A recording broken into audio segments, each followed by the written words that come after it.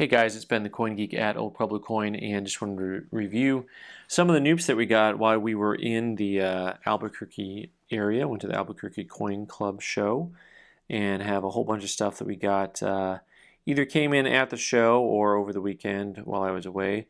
1920S Standing Liberty Quarter, and really a lovely looking piece all around. AU55 full head. And a nice coin. I mean, a 55, the coin has just the slightest signs of wear to it. A little bit of break in the luster. When you get at a sharp angle, you can kind of see that happening. But all in all, a real lovely coin. Really kind of scarce to see some of these earlier pieces with a full head. And then to get an AU full head is kind of tough too. One of the things that we talk to people about who are trying to put together these sets is they say, don't drop our coins. And they also say, I want to be able to buy the coins in full head, but I can't afford an unk. On some of these coins, the uncirculated coins are really expensive. Right, and so here's another one. So this one's not too expensive, a 1917 Type 2 AU58 full head. Nice gentle tone to the coin if you like a little bit of originality. And really a slider, a nice coin. And not too surprising, the strike on the back is just as nice as the strike on the front, the obverse and reverse, as it were. But some of these coins, to get an unk with full head is really crazy expensive, like this 1921. So this is a coin that is not labeled full head. It's got the little sticker here, AU58. But it is just about as close as you can get. I mean, you've got the face is really well formed, and then you've got, that's really strong. You can even see a lot of the jawline there. So kind of a tricky one because those jump a lot up in full head. And but really a very, very pleasing coin, and has a real cool tone to the back of that one as well. So 58, 58, and 55. Those are some nice Standing Liberty quarters. I bought some odd stuff. I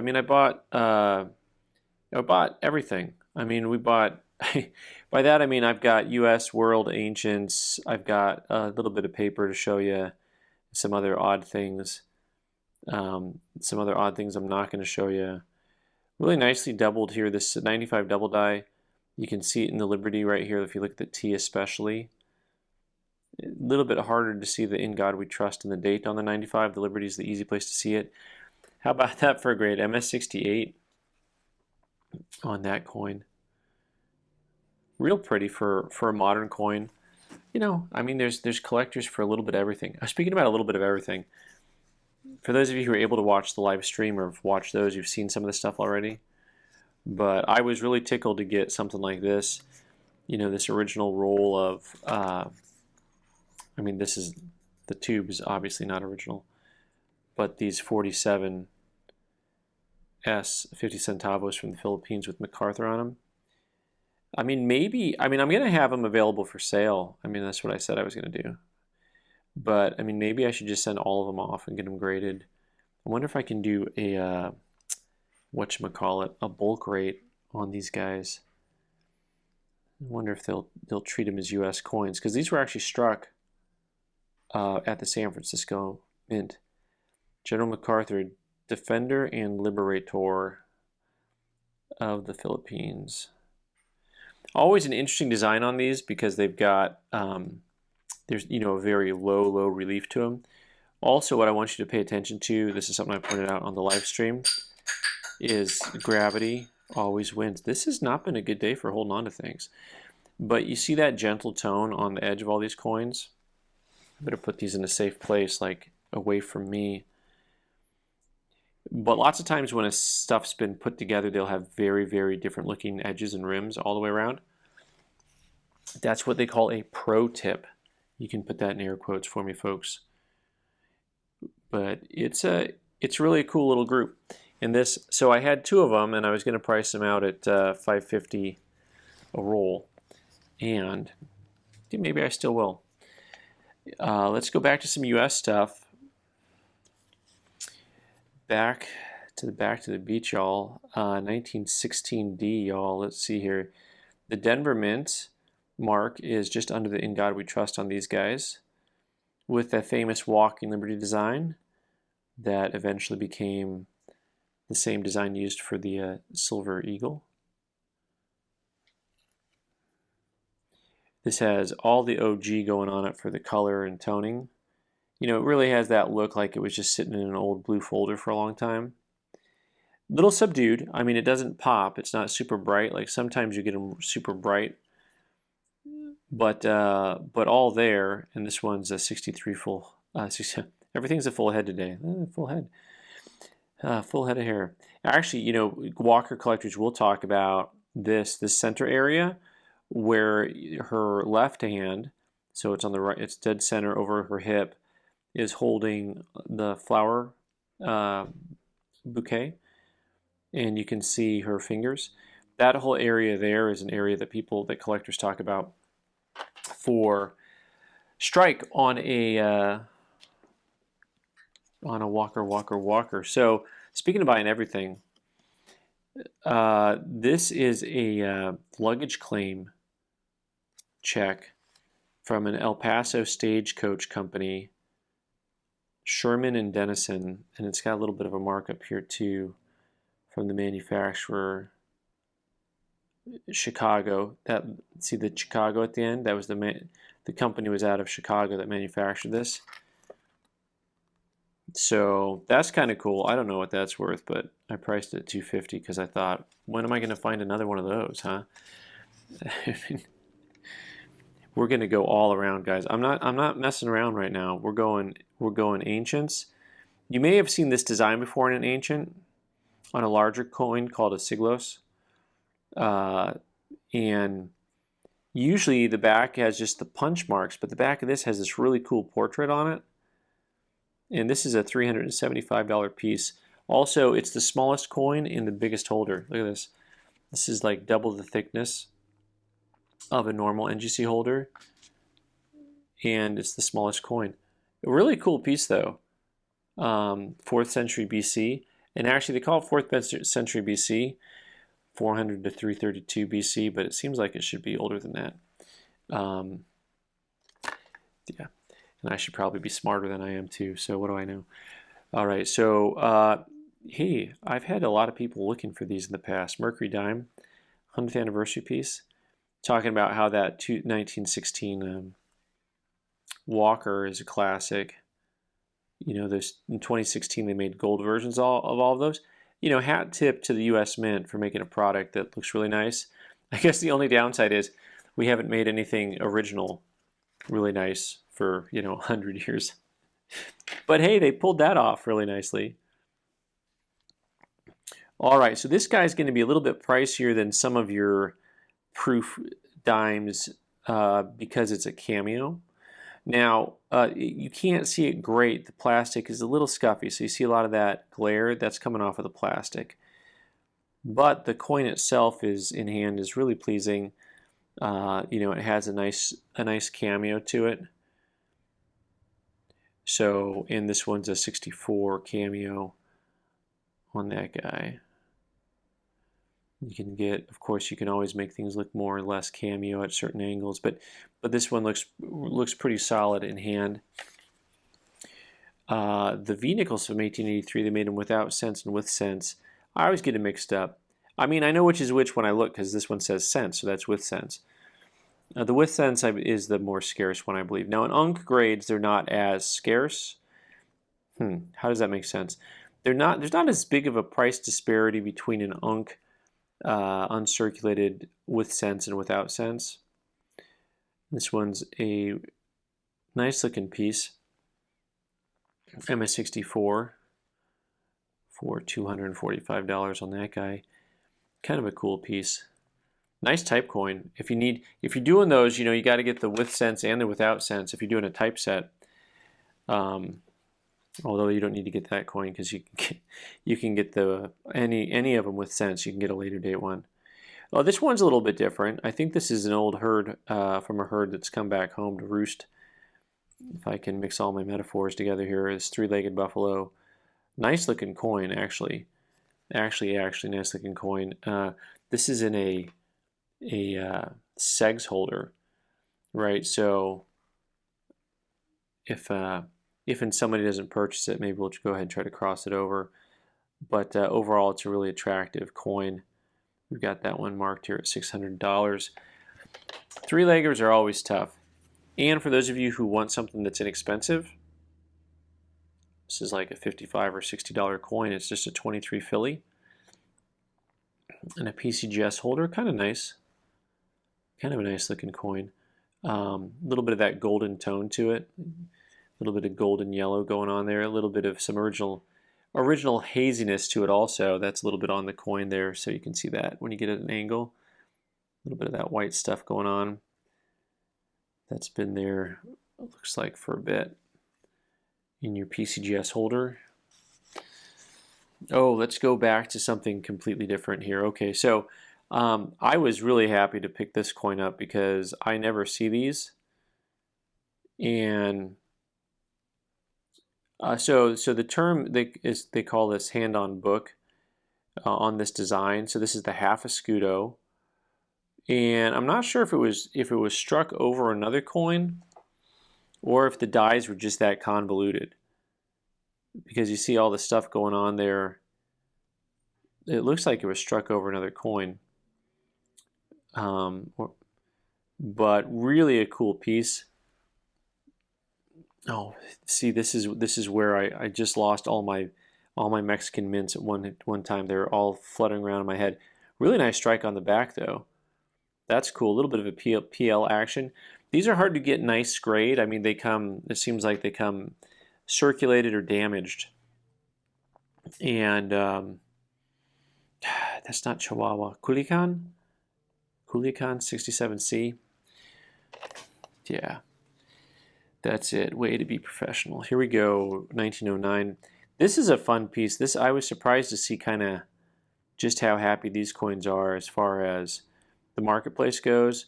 But for a really, really brilliant looking 09 VDB, no S. We're not putting an S on there. But really strong red color. This one you can see also I got some schmutz on the plastics a little bit. Want to get some of that off there if we can clean it up. But a 65 red with the CAC, they're all over the place. I've seen them sell for some pretty wild numbers. Pretty wild numbers on that. That one we put a market price of 300 on it. I think that's about where they're at. Speaking of weird markets and stuff, did I mention I've got these? These guys here.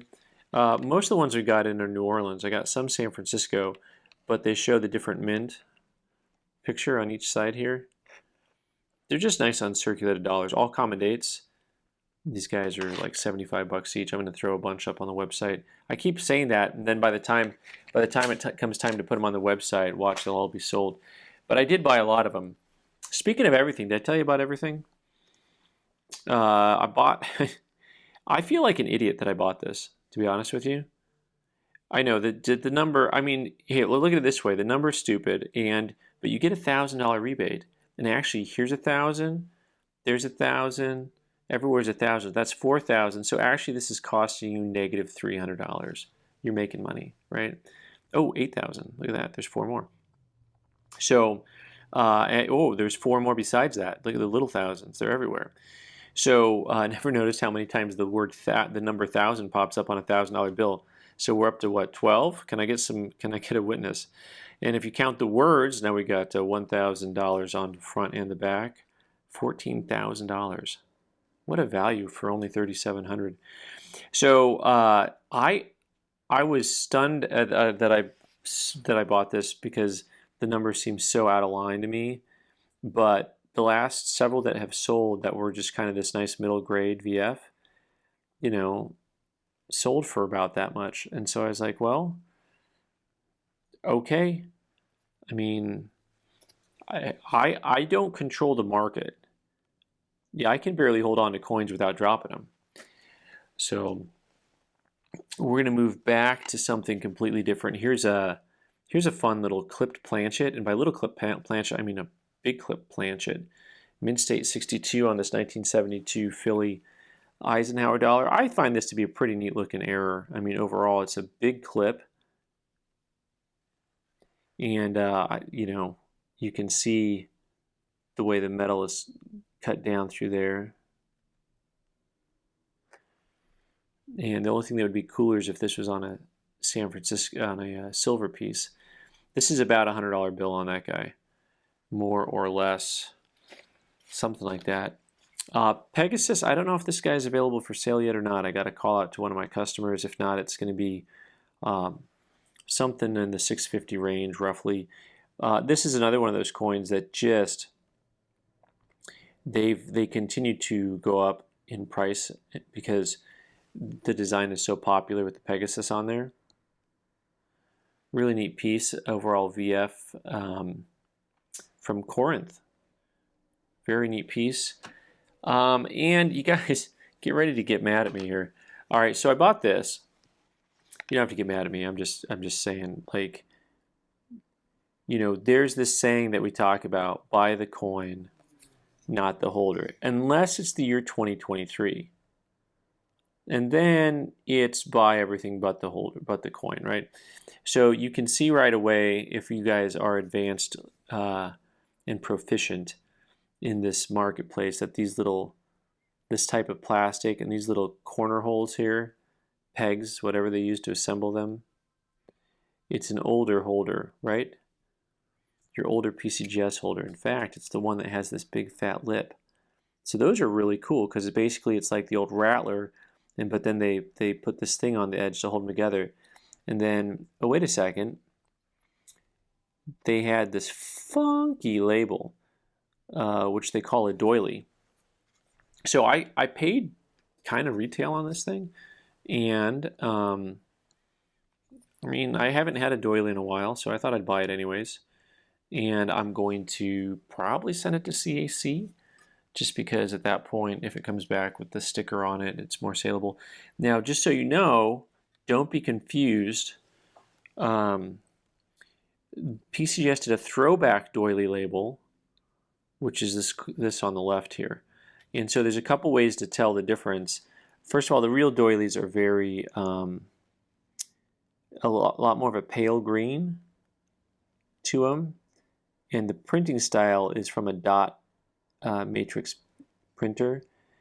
And these here are a much more solid printing style on the lettering on the modern reproduction version that they made.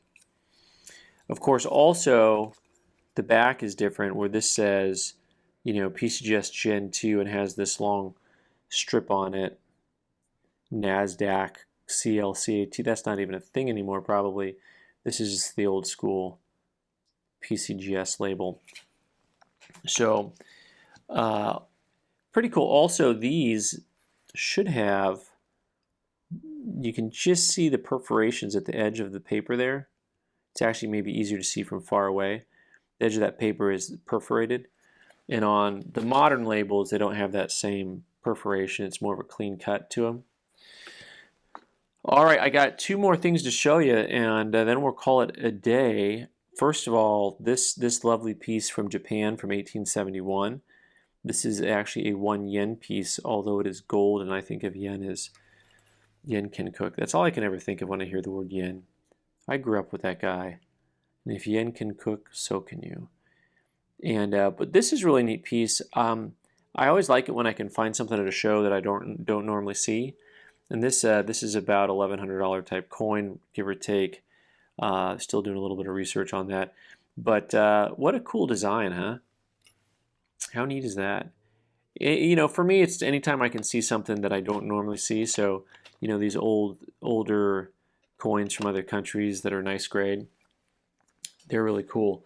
Oh, last but not least, I was so thrilled to get this coin because it was just so stunning, and it's kind of hard to tell here. Even sometimes I know I'm things are coming across well, and other times I'm like, this coin is so much nicer looking in person than I could ever film. You know, it's a neat piece for the specialist who's doing a commem set, they're available. They're not crazy expensive on the Gettysburg. You know, you can find them out there. This one just has a lot of nice eye appeal to it. And you can see the color a little bit if I get the white contrasting here. It has this like lavender purple, light purple color to it. But the luster, if you just, I can capture bits of it, right? So this little bit of the field right there that curves, you know, I can kind of capture just how lovely that looks like that. You know, but that look and feel is across the entire coin. And so it's a neat piece. And MS67. So the next grade up, by the way, y'all, this is like 20 something $1,000 or 30,000. I don't remember the number. In my mind, it was like 32,000 or 26,000. I don't know why I have those two numbers in my head, but it was a big number, y'all. And so, but like I was saying, you can buy them in 67. I mean, they only cost money. I think that's exactly how much I paid for my first car, by the way, $1,600. Yeah. Should probably go buy it again. Maybe it's worth something now. But this coin's really a winner. If you're a specialist and you've been looking for a nice Gettysburg and you can afford it, this one won't disappoint. Although, like I said, I am getting some CAC stuff together. Maybe I'll play the game. You know, it's just something that's the market. The market wants it, so I have to pay attention to the market. It's not my job to tell the market what to do. I can barely hold on to a coin. All right, guys, thanks so much for watching. I'm Ben the Coin Geek. You can subscribe by clicking on the owl button in the corner and watch more videos on the right side of the screen. Thanks.